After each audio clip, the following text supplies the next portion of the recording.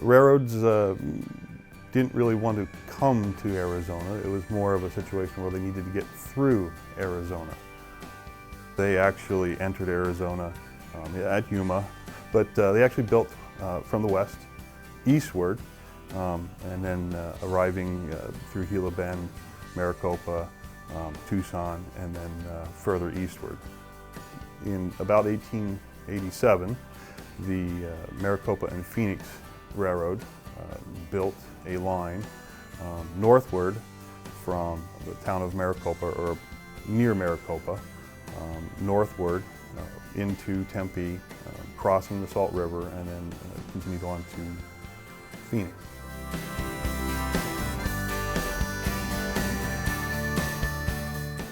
Tempe before the train was Hayden's Ferry, and that meant that this was a logical place to cross. Even then, they had the rock on either side to anchor, and it was a little bit more confined. But the railroad allowed access, and it also allowed marketing. So places like Hayden's Mill could send flour all over. They could get grain from all over. The impact on the people of the Salt River, the population of Phoenix and Tempe, was dramatically improved by having rail access. It was enabling in getting materials for construction, and able to transport goods in, as well as in shipping out the citrus and cotton and other products of the valley outwards, thus generating income and employment for people in the valley. My grandmother had a little pool hall that she sold sundries, tobacco and food, and the guys from the train would stop there and eat. A typical day in Tempe would be very linked to the station and the railroads. It was a source of information would arrive by train. Mail was transported by the train. Obviously people and products were transported by rail.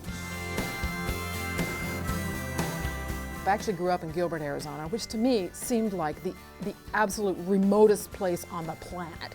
And that how could anybody from Gilbert, Arizona ever find her way in the world? I felt much more remote in Gilbert than I did in Skull Valley, which is arguably way more remote. And that's because of my grandmother's attitude about the railroad. She said that right there we could get on the train. It would take us anywhere in the country. Anywhere. We could go to Boston, we could go to Los Angeles, we could go anywhere we want. And she said, maybe even more importantly, it'd bring you right back home again.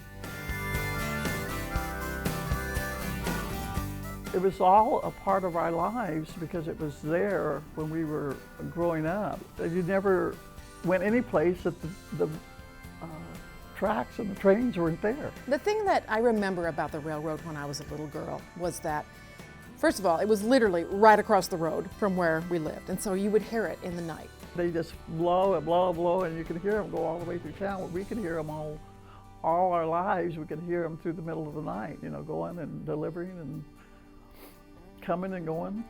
They were always there.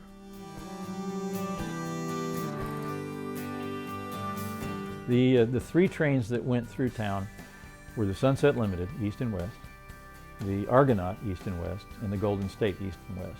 The Argonaut and the Sunset Limited were basically Los Angeles to New Orleans trains. The Golden State diverged from the east-west route at El Paso and headed towards Chicago.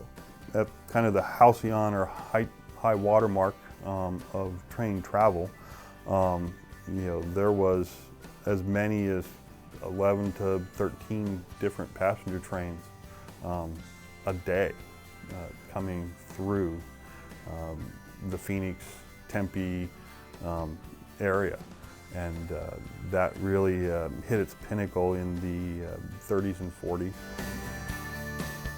Post-World War II, people coming back from the war and getting their lives back in order started traveling more by automobile. And so that was really the swan song, and the decline of the railroads really started in that time frame. Today, the landscape of passenger travel in the Salt River Valley is rather bleak, other than light rail travel. The fact of the matter is, Tempe is going to keep getting more and more population. This is such an attractive area that that's going to happen. And it becomes imperative that there be some other way to get around, and the light rail can do that.